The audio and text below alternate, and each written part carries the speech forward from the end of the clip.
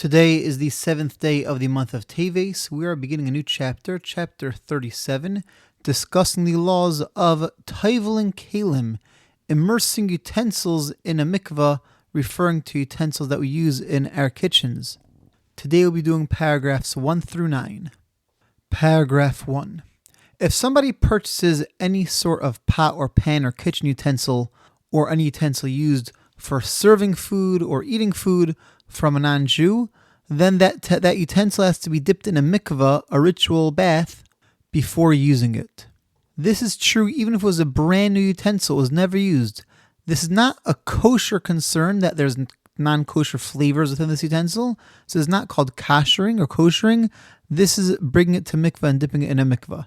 Before we dip it into a mikvah, we say the blessing of Baruch Atah Hashem Elokeinu Melech Haolam. Thank you, God, Master of the Universe, Asher Kiddushanu Mitzvosav, that sanctified us with His mitzvahs, V'tzivanu al Tevilas Kalim or Keli, and commanded us to immerse our utensil or utensils, depending if we're doing one or two, in a mikvah.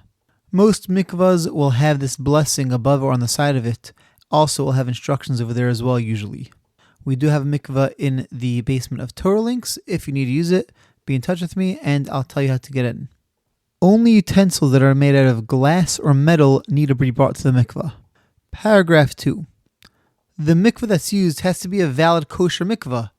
Therefore, you can't automatically use a river or a lake. You have to know how that river was formed, how the lake was formed. Not all lakes or rivers are valid to be used as mikvahs.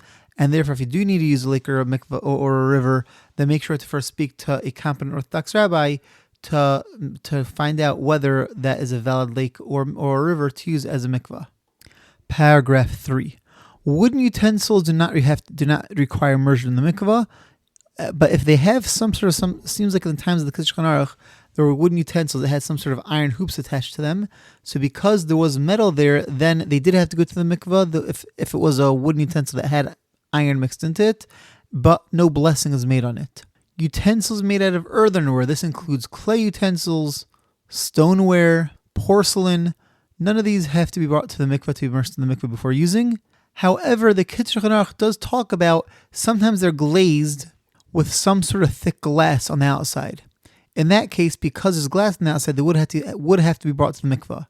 However, the glaze that's used nowadays for porcelain cups, etc., that is a subject to debate amongst contemporary rabbis, whether that's a glaze that requires being immersed in the mikvah or not. So if you are bringing those to the mikvah, you don't make a blessing on it. I personally follow the decision of Rabbi Yaakov Kamenetsky, my great-grandfather, who held that glaze does not require these utensils to be immersed in a mikvah. Paragraph 4. Let's say you buy a used utensil from a non-Jew. So now you have a kosher problem and also has to be brought to the mikvah. We're going to learn many months down the road in chapter 116, how do you kosherize a pot or a pan or any utensil that was used for non-kosher food. But what you have to do, the order of it is that you first have to kosherize the pot or the pan, and once it's kosher, then you bring it to the mikvah to immerse it in the mikvah. Paragraph 5. Only utensils owned by a Jew have to be brought to the mikvah. So if you're borrowing utensils from a non-Jew, they do not have to be immersed in the mikvah. You might have a kosher problem because these utensils are likely used for non-kosher foods. You might have to kosherize these utensils, but you don't have to worry about immersing them in a mikvah. Now let's say you have a Jewish shop owner. He purchases utensils from non-Jewish companies, and then he rents out bowls, pots, pans, etc. for people to use. So this is a bit of an unusual case because it's now owned by a Jew, but not by you, but it was made by a non-Jew. So would this require you to have to bring it to the mikvah or not? Because there's difference of opinions about it, you do have to bring it to the mikvah and immerse it in the mikvah before using it. However, you do not make a blessing on it. If this shopkeeper would later on sell these utensils to another Jew, he should make sure to tell that Jew, you don't have to bring it to the mikvah because it was already brought to the mikvah, because the concern if that second Jew who purchases it would bring it to the mikvah, he might make a blessing on it, and since it had already been brought to the mikvah, a blessing would be a blessing in vain, and we are very careful to not make blessings when they're not needed. Paragraph 6. Let's say you have a Jewish-owned factory which employs non-Jewish workers, and this factory is producing utensils, food utensils, kitchen utensils, etc.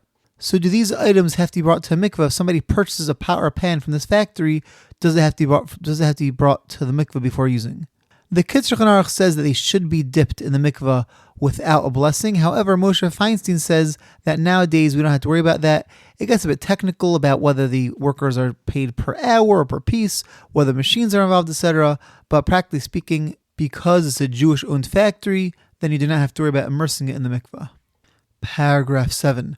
Let's say you have a cup or a bowl or a pot or pan or something that's made out of metal, and it developed a hole, and you bring it to a non-Jewish craftsman to repair. So when you get it back now, do you have to worry about immersing in mikvah before using it? So it depends on the size of the hole. If this utensil is not able to hold a revius amount of liquid in its broken state, a revius is approximately 2.9 fluid ounces to 5.1 fluid ounces, so if it couldn't hold that amount even, it doesn't have the status of a vessel anymore. And now when the non-Jew fixes it, or it's like a non-Jew is building it, is creating it, it could be due to some technical halachic reasons, a non-Jew is considered a partial owner during the time that he's fixing it, and therefore this would require immersing into mikvah before using. However, no blessing is made on it. If it was never broken to that point where it couldn't hold that amount of liquid, then when you pick it up from the craftsman, then it's not a problem, you can use it right away, no mikvah is needed. Paragraph 8. Only utensils that come in contact with food and are meant to be used in the final stages of the preparation of food have to be immersed in a mikvah before using. So to give you an example, let's say you use a scythe to cut wheat down, and you're going to turn that wheat into flour and use that flour to make bread. Does that scythe, it's a metal tip, does that have to be brought to the mikvah?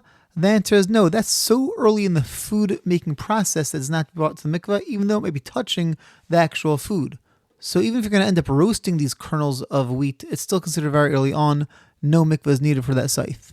Similarly, some sort of shears that are used to chop apples or grab apples or other fruit off trees to cut the stem, again, would not have to be brought to the mikvah. Some things that clearly have to be immersed in the mikvah are utensils used at the table. Pots and pans have to be brought to the mikvah. Knives. Most utensils that we use in the kitchen do have to be immersed in the mikvah before using. Now, what about a corkscrew? A corkscrew is used to open a bottle of wine at the table. However, since a corkscrew does not come in contact with the food, then a corkscrew would not have to be immersed in a mikvah before using it. Similarly, a can opener. A can opener is used in the kitchen, is considered close enough to the actual production or eating the food to require immersion in the mikvah. However, since it doesn't ever come in contact with the food, then it does not need to be immersed in the mikvah before using. Where you draw the line could get complicated, so if you have any question about it, speak to your local Orthodox rabbi to discuss it with him. There's a fascinating ruling by Moshe Feinstein about glass jars and glass bottles from a non-Jewish company. Kosher pickles from a non-Jewish company. So those pickles come in a glass jar. That glass jar was never brought to the mikvah, but was owned by a non-Jew. Now when you buy those pickles, that jar is now owned by you, by a Jew, and before you use that jar, you should have to bring it to the mikvah. Does that mean they have to dump out all the pickles, bring it to the mikvah, and then put the pickles and the pickle juice back into the jar? How do you deal with that? So Moshe Feinstein says that in that case, you do not have to worry about bringing it to the mikvah. Even if you keep that pickle jar after you finish the pickles and you store your other stuff in it, use it for some applesauce or something else that you make, it never has to be brought to the mikvah. And he explains as follows. When the company packed the pickles in the jar, they weren't giving any intrinsic value to the jar itself. The jar was just a package for the valuable thing, which was the pickles. Therefore, from the perspective of the non-Jewish plant owner or factory owner, the jars don't have any intrinsic value. Of course, they have to pay money to buy the jars, but they're not selling you jars, they're selling you pickles, so the jars are nullified, so to speak, to the pickles. Now, when you bring that jar home, and you want to use that jar to store your applesauce in, then you're now the one that's transforming this jar from merely a holder of pickles, something which is just subservient to the pickles, into something that's a vessel that has actual value, that's recognized on its own. And therefore, since you're a Jew and you're the one that's transforming it into a utensil, into a vessel, it would not require tevilah, it would not require immersion in the mikvah. Paragraph 9. A pepper mill, which has a wooden bottom and then a spinner on top which has metal blades, the top part has to go into the mikvah because the top part has metal. The bottom part, which is just a wooden container, that would not have to be immersed in the mikvah. What about a coffee grinder? So the bottom part of the coffee grinder is possibly not metal. That would not have to be brought to the mikvah. But the part which has the blades in it, that is metal. Does that have to be brought to mikvah? Do you have to immerse that in mikvah before using it? So Kitzur Aruch says that really You shouldn't have to, because after you grind up coffee, you then have to cook the coffee. So when it grinds up the coffee, that's considered too early in the food making process to require immersion in a mikvah. However, he says that since sometimes people use coffee grinders to grind up foods that would be ready to eat right after the ground, therefore he should bring the metal part of the coffee grinder to the mikvah. However, no blessing is made on it. This concludes today's episode. Have a wonderful day and see you tomorrow.